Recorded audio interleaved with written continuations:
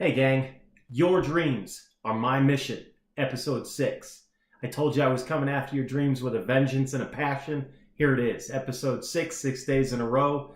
Let's get right into it. Today, we are going to talk about the personal aspect of our lives, the 7 areas of our life. It'll be up there again.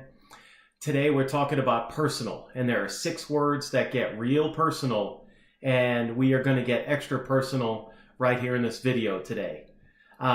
There is a lot of talk. I'm a big fan of Gary Vee and Tony Robbins and Stephen Covey and a lot of the guys, but a lot of what's happened with the blow up of social and Web 2.0 is that there are tons of people now regurgitating all of the messages that they hear from the people that are at the top of the game right now. Gary talks a lot about self-awareness. Tony Robbins talks about it, and several other people talk about it and use different words. But I wanted to pull out something that's personal for me, that the only college textbook that I still have, boom, is my Bevington Shakespeare.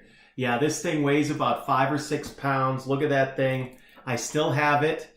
Dr. Roberts, if you are watching these, and I hope you eventually do, I want you to know that I still have this book and I still love it.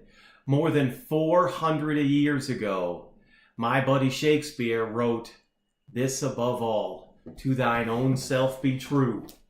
Right there, highlighted from college, said Polonius in Hamlet to his son Laertes, "This above all, to thine own self be true."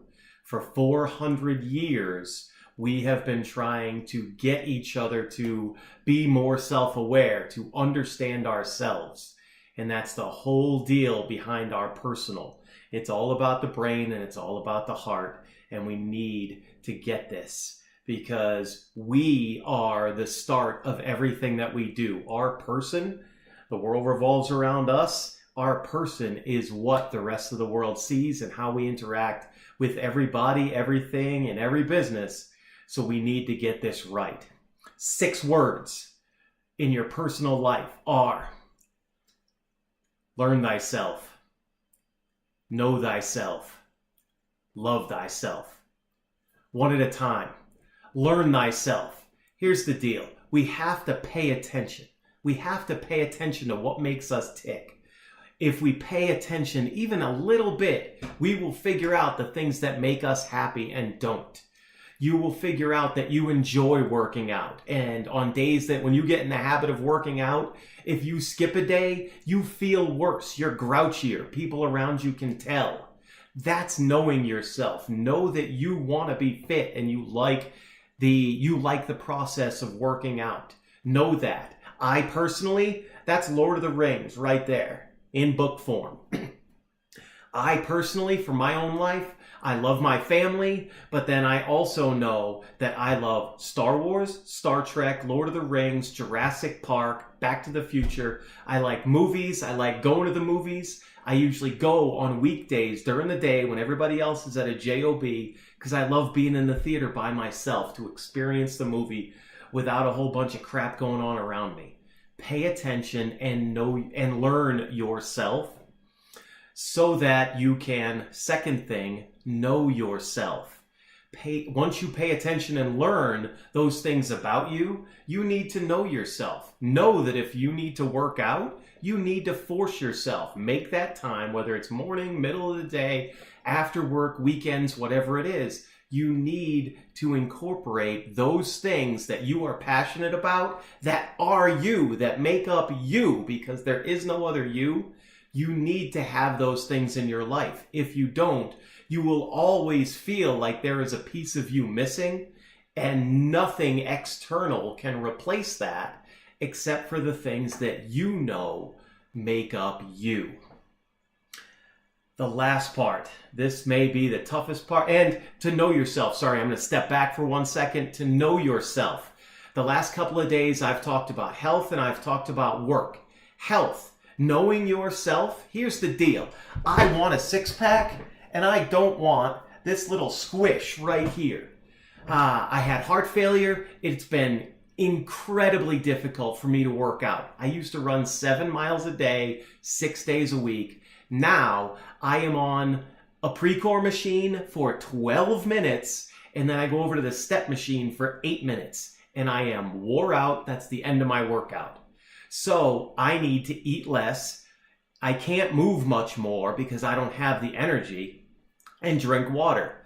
If I ever want to get rid of that little squish I showed you right there, I've lost about 10 pounds in the last month or so, so I'm doing well. But if I really want to flatten it out and get rid of that squish, knowing myself, I need to get rid of 2 things.